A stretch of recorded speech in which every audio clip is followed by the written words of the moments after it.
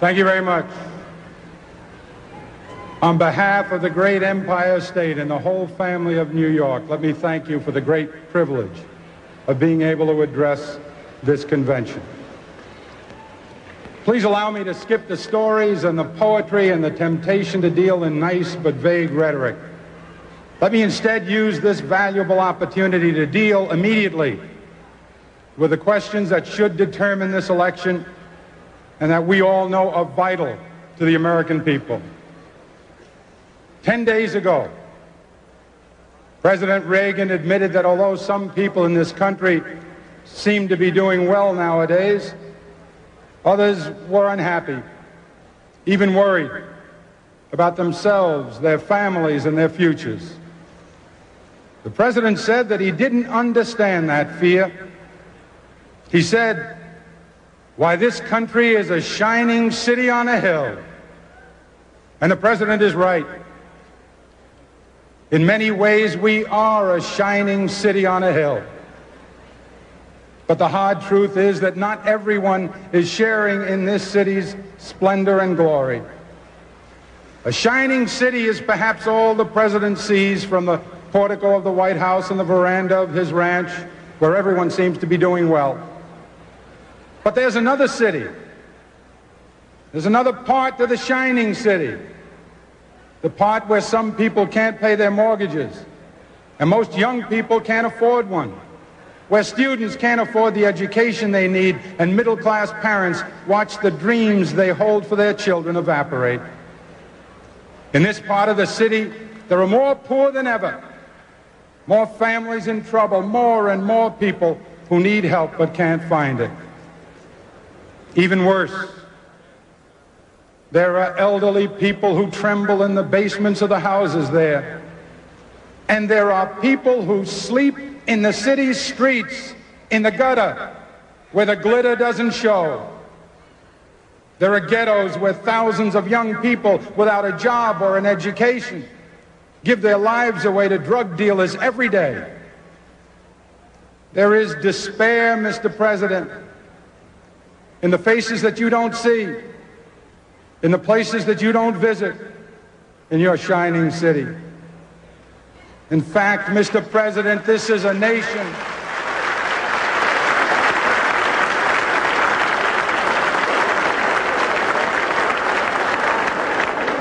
Mr. President, you ought to know that this nation is more a tale of two cities than it is just a shining city on a hill.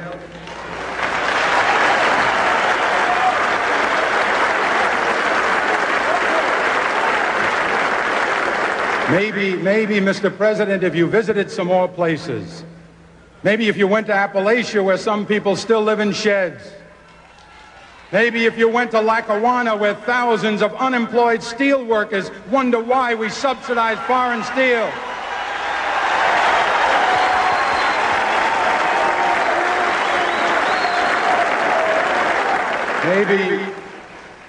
Maybe, Mr. President, if you stopped in at a shelter in Chicago and spoke to the homeless there. Maybe, Mr. President, if you asked a woman who had been denied the help she needed to feed her children because you said you needed the money for a tax break for a millionaire or for a missile we couldn't afford to use.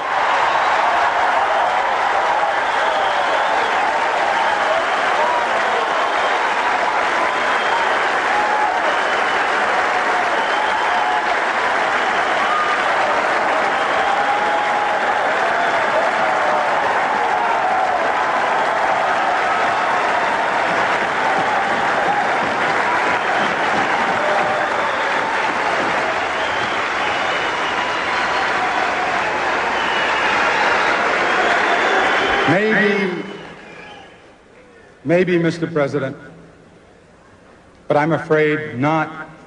Because the truth is, ladies and gentlemen, that this is how we were warned it would be. President Reagan told us from the very beginning that he believed in a kind of social Darwinism, survival of the fittest. Government can't do everything, we were told, so it should settle for taking care of the strong and hope that economic ambition and charity will do the rest. make the rich richer, and what falls from the table will be enough for the middle class and those who are trying desperately to work their way into the middle class.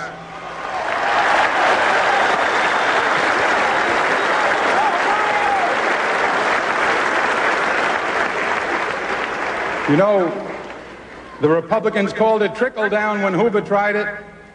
Now they call it supply side, but it's the same shining city for those relative few who are lucky enough to live in its good neighborhoods. But for the people who are excluded, for the people who are locked out, all they can do is stare from a distance at that city's glimmering towers. It's an old story. It's as old as our history. The difference between Democrats and Republicans has always been measured in courage and confidence. The Republicans believe that the wagon train will not make it to the frontier unless some of the old, some of the young, some of the weak are left behind by the side of the trail.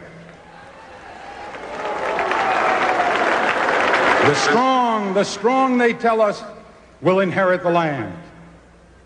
We Democrats believe in something else. We Democrats believe that we can make it all the way with the whole family intact, and we have more than once.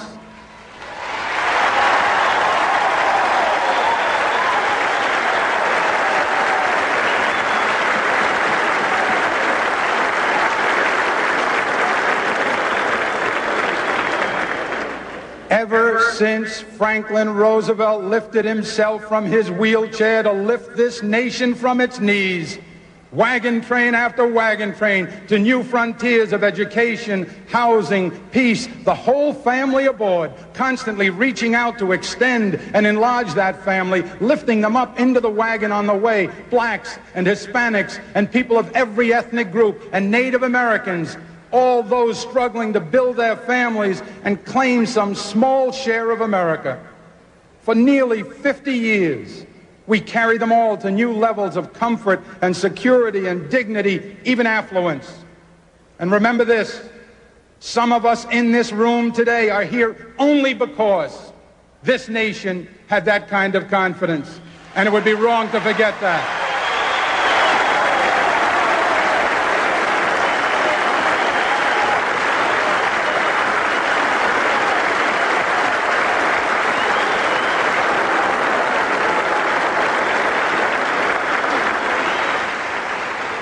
So here we are at this convention to remind ourselves where we come from and to claim the future for ourselves and for our children. Today, our great Democratic Party, which has saved this nation from depression, from fascism, from racism, from corruption, is called upon to do it again. This time to save the nation from confusion and division, from the threat of eventual fiscal disaster, and most of all, from the fear of a nuclear holocaust.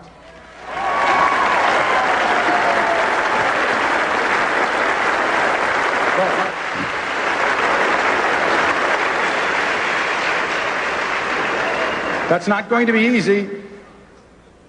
Mo Udall is exactly right. It won't be easy. And in order to succeed, we must answer our opponents' polished and appealing rhetoric with a more telling reasonableness and rationality. We must win this case on the merits. We must get the American public to look past the glitter, beyond the showmanship, to the reality, the hard substance of things. And we'll do it not so much with speeches that sound good, as with speeches that are good and sound, not so much with speeches that will bring people to their feet, as with speeches that will bring people to their senses. We must make the American people hear our tale of two cities. We must convince them that we don't have to settle for two cities, that we can have one city, indivisible, shining for all of its people. Now,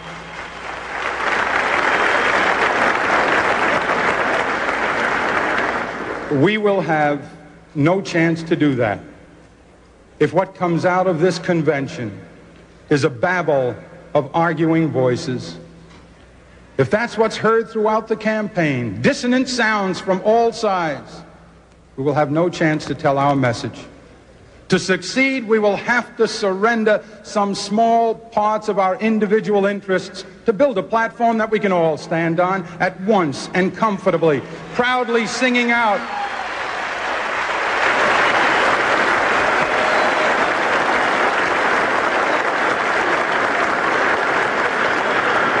we need a platform we can all agree to so that we can sing out the truth for the nation to hear in chorus. Its logic so clear and commanding that no slick Madison Avenue commercial, no amount of geniality, no martial music will be able to muffle the sound of the truth. And we Democrats must unite. We Democrats must unite so that the entire nation can unite, because surely the Republicans won't bring this country together. Their policies divide the nation into the lucky and the left out, into the royalty and the rabble. The Republicans are willing to treat that division as victory.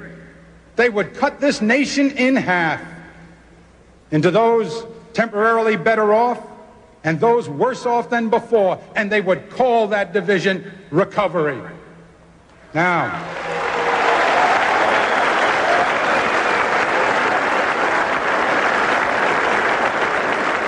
we should not be embarrassed or dismayed or chagrined if the process of unifying is difficult, even wrenching at times.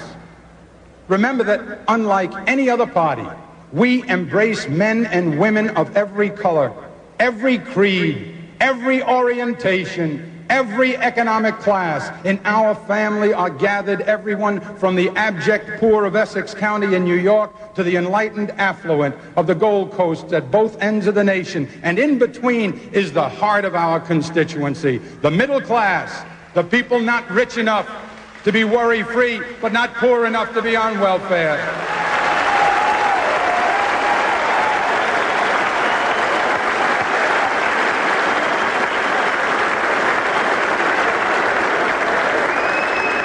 The middle class, those people who work for a living because they have to, not because some psychiatrist told them it was a convenient way to fill the interval between birth and eternity.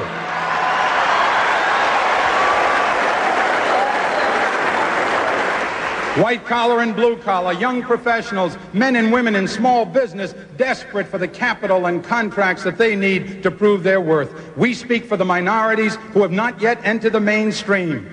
We speak for ethnics who want to add their culture to the magnificent mosaic that is America. We speak for women who are indignant that this nation refuses to etch into its governmental commandments the simple rule, thou shalt not sin against equality. A rule so simple.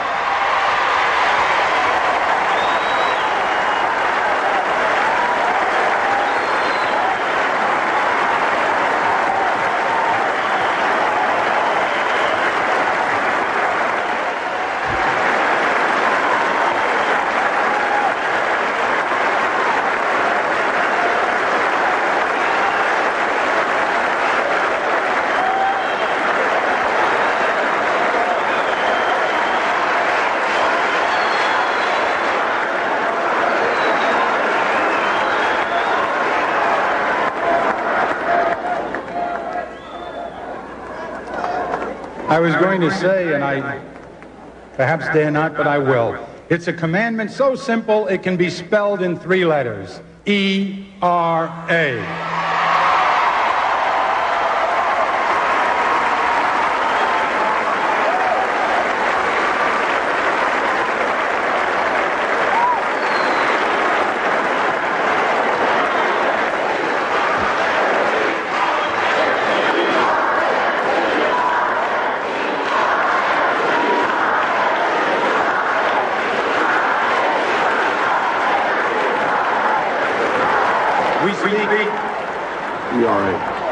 We speak for young people demanding an education and a future.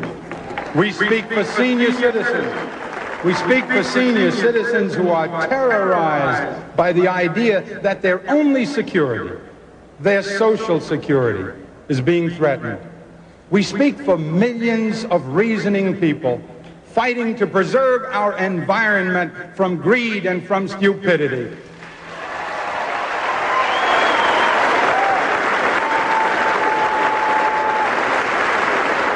And we speak for reasonable people who are fighting to preserve our very existence from a macho intransigence that refuses to make intelligent attempts to discuss the possibility of nuclear holocaust with our enemy.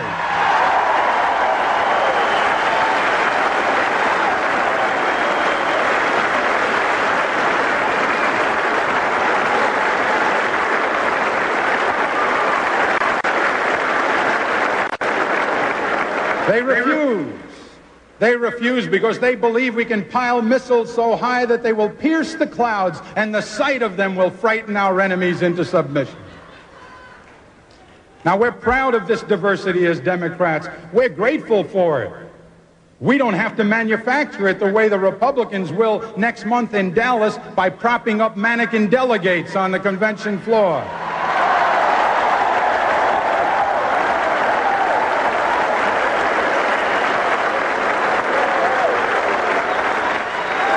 But while we're proud of this diversity, we pay a price for it. The different people that we represent have different points of view, and sometimes they compete and even debate and even argue. That's what our primaries were all about. But now the primaries are over, and it is time when we pick our candidates in our platform here to lock arms and move into this campaign together.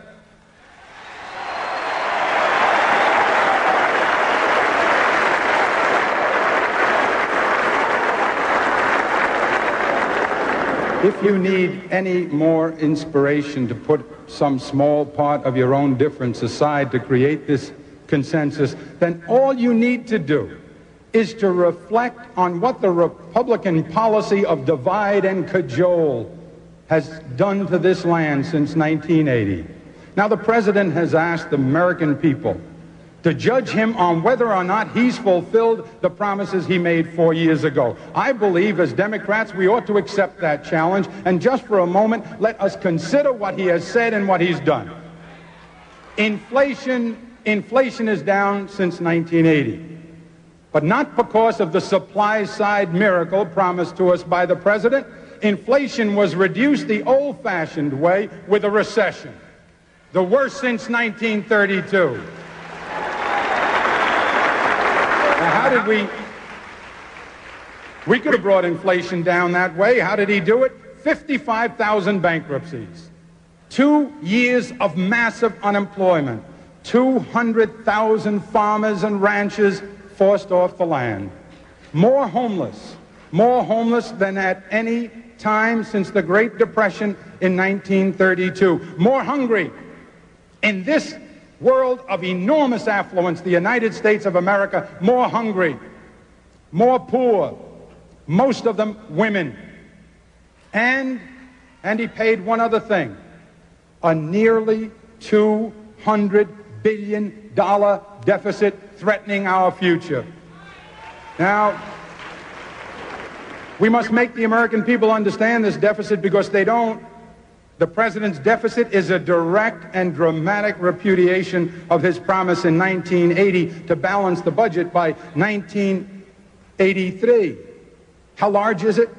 The deficit is the largest in the history of the universe. President Carter's last budget had a deficit less than 1/3 of this deficit.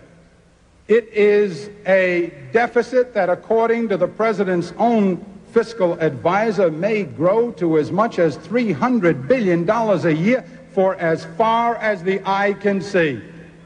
And ladies and gentlemen, it is a debt so large that is almost 1/2 of the money we collect from the personal income tax each year goes just to pay the interest. It is a mortgage on our children's future that can be paid only in pain, and that could bring this nation to its knees. Now, don't take my word for it.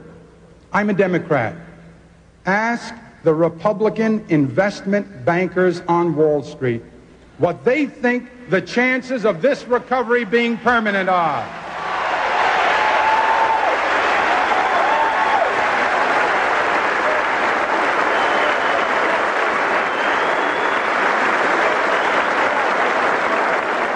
You see, if they're not too embarrassed to tell you the truth, they'll say that they're appalled and frightened by the president's deficit. Ask them what they think of our economy now that it's been driven by the distorted value of the dollar back to its colonial condition. Now we're exporting agricultural products and importing manufactured ones. Ask those Republican investment bankers what they expect the rate of interest to be a year from now. And ask them, if they dare tell you the truth, you'll learn from them what they predict for the inflation rate a year from now because of the deficit. Now, how important is this question of the deficit? Think about it practically. What chance would the Republican candidate have had in 1980 if he had told the American people that he intended to pay for his so-called economic recovery with bankruptcies, unemployment, more homeless, more hungry, and the largest government debt known to humankind? If he had told the voters in 1980 that truth, would American voters have signed the loan certificate for him on Election Day? Of course not. That was an election won under false pretenses. It was won with smoke and mirrors and illusions, and that's the kind of recovery we have now as well.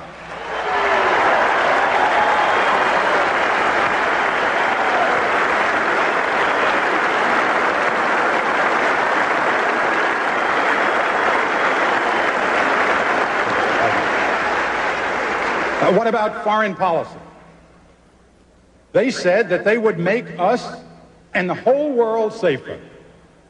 They say they have, by creating the largest defense budget in history, one that even they now admit is excessive, by escalating to a frenzy the nuclear arms race, by incendiary rhetoric, by refusing to discuss peace with our enemies, by the loss of 279 young Americans in Lebanon in pursuit of a plan and a policy that no one can find or describe.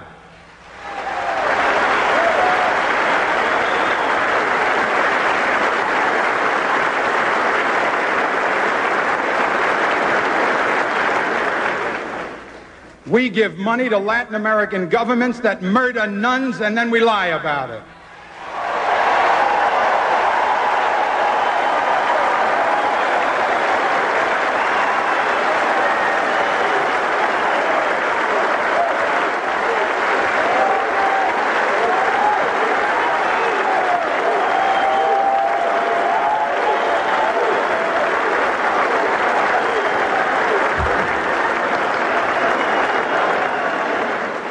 We have been less than zealous in support of our only real friend, it seems to me, in the Middle East, the one democracy there, our flesh and blood ally, the State of Israel.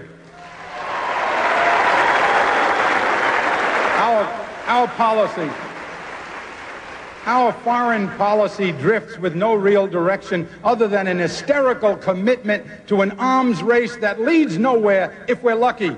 And if we're not, it could lead us into bankruptcy or war. Of course we must have a strong defense. Of course Democrats are for a strong defense.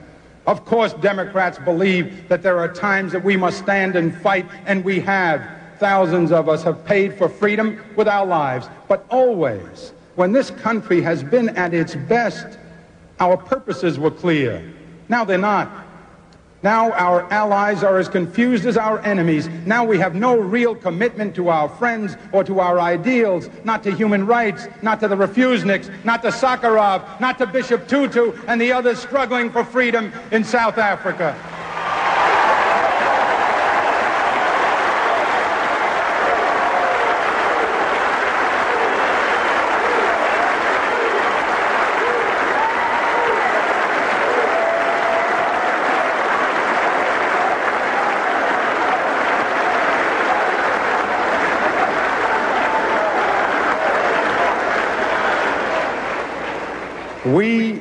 We have, in the last few years, spent more than we can afford. We have pounded our chests and made bold speeches. But we lost 279 young Americans in Lebanon, and we live behind sandbags in Washington. How can anyone say that we are safer, stronger, or better?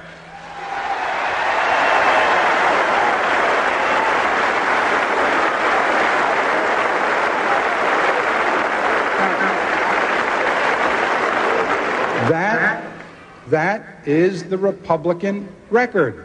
That its disastrous quality is not more fully understood by the American people, I can only attribute to the president's amiability and the failure by some to separate the salesman from the product. And now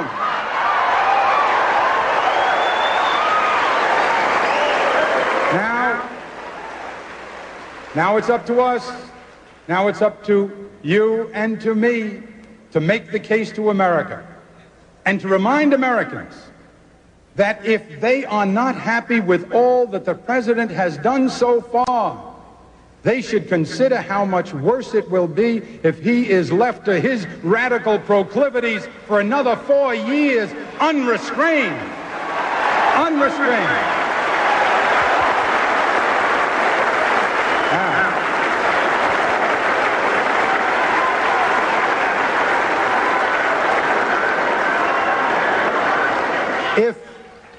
If July brings back Ann Gorsuch Burford, what can we expect of December?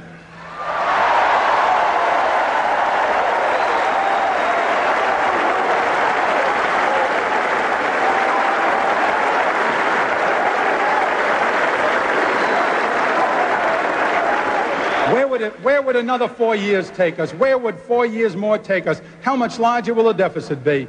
How much deeper the cuts in programs for the struggling middle class and the poor to limit that deficit? How high will the interest rates be? How much more acid rain killing our forests and fouling our lakes? And ladies and gentlemen, please think of this.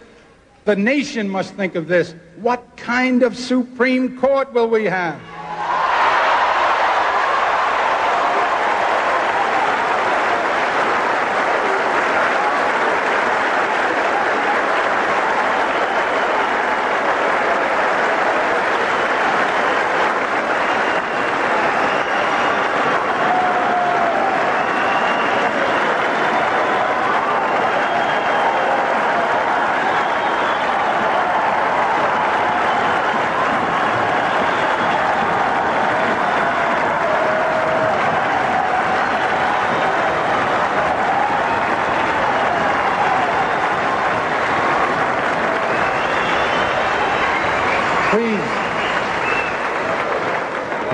We must ask ourselves what kind of court and country will be fashioned by the man who believes in having government mandate people's religion and morality, the man who believes that trees pollute the environment,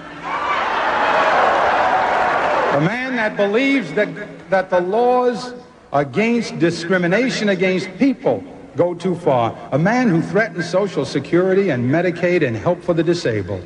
How high will we pile the missiles?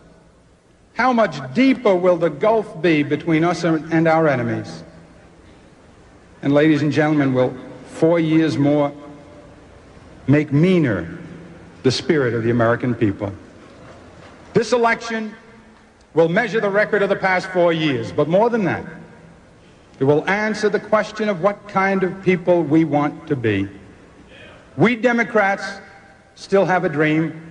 We still believe in this nation's future, and this is our answer to the question. This is our credo. We believe in only the government we need, but we insist on all the government we need.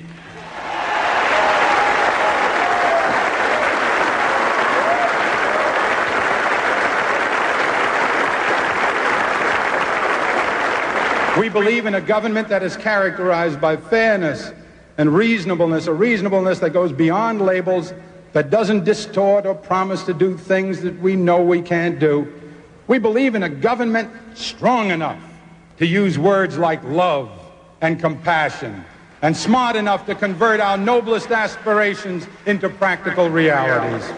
We believe in encouraging the talented But we believe that while survival of the fittest may be a good working description of the process of evolution, a government of humans should elevate itself to a higher order.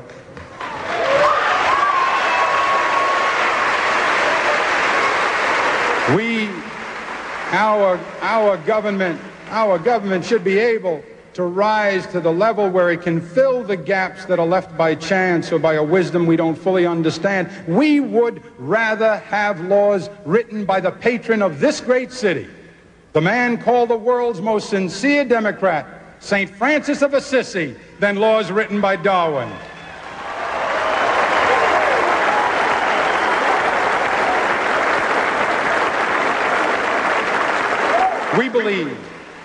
We believe as Democrats that a society as blessed as ours, the most affluent democracy in the world's history, one that can spend trillions on instruments of destruction, ought to be able to help the middle class in its struggle, ought to be able to find work for all who can do it, room at the table, shelter for the homeless, care for the elderly and infirm, and hope for the destitute. And we proclaim as loudly as we can the utter insanity of nuclear proliferation and the need for a nuclear freeze, if only to affirm the simple truth that peace is better than war because life is better than death.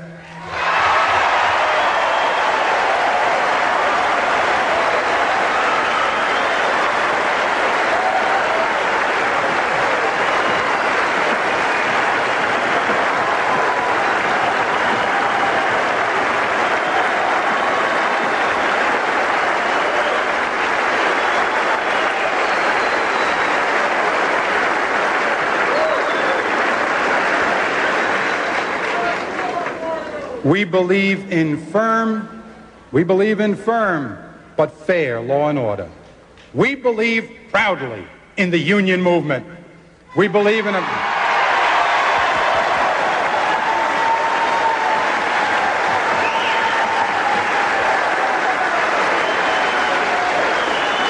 We believe in privacy for people, openness by government. We believe in civil rights, and we believe in human rights.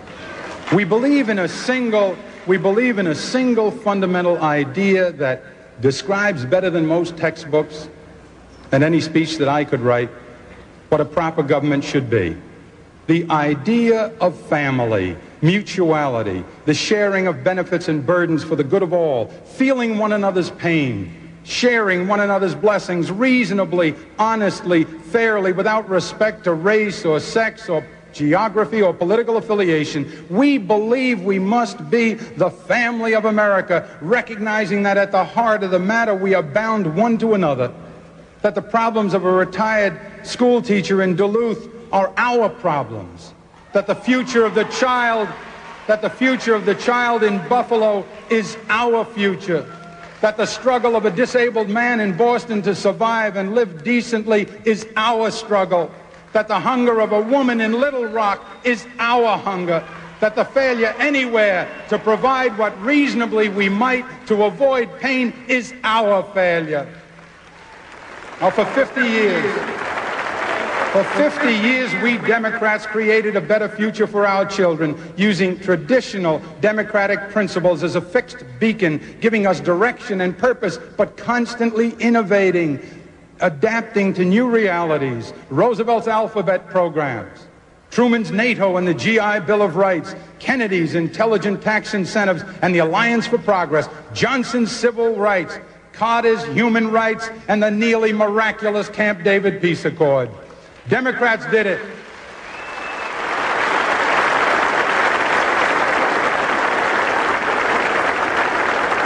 Democrats did it, and Democrats can do it again. We can build a future that deals with our deficit. Remember this, that 50 years of progress under our principles never cost us what the last 4 years of stagnation have.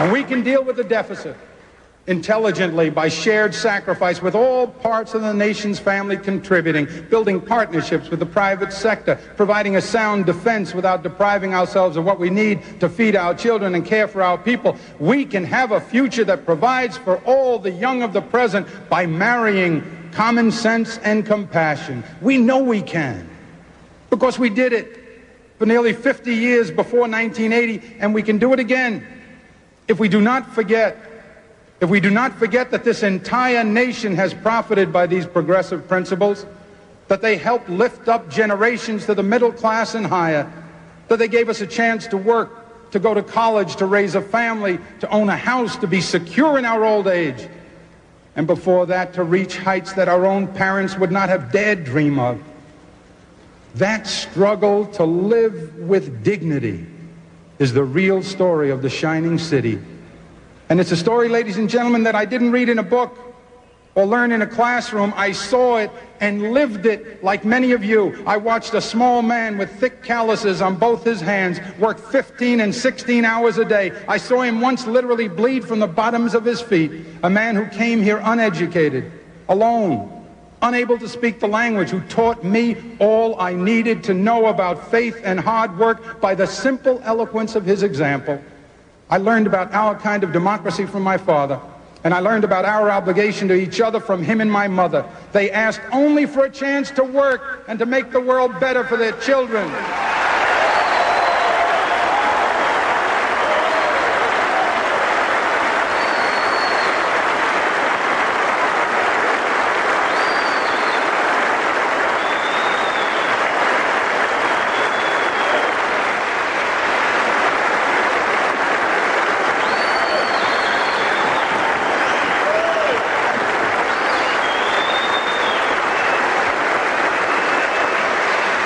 And they asked to be protected in those moments when they would not be able to protect themselves. This nation and this nation's government did that for them, and that they were able to build a family and live in dignity and see one of their children go from behind their little grocery store in South Jamaica on the other side of the tracks where he was born to occupy the highest seat in the greatest state, in the greatest nation, in the only world we would know, is an ineffably beautiful tribute to the democratic process.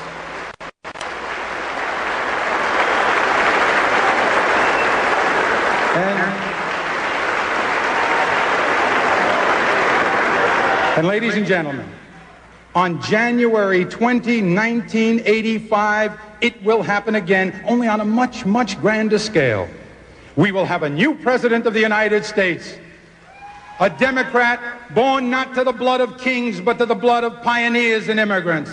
And we will have America's first woman vice president, the child of immigrants.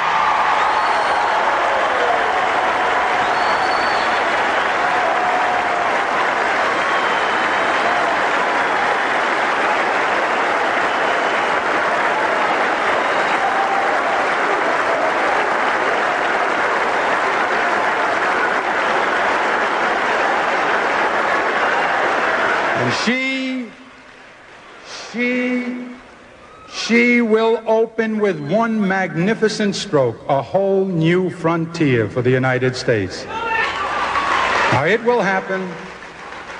It will happen if we make it happen, if you and I make it happen. And I ask you now, ladies and gentlemen, brothers and sisters, for the good of all of us, for the love of this great nation, for the family of America, for the love of God, please make this nation remember how futures are built. Thank you, and God bless you.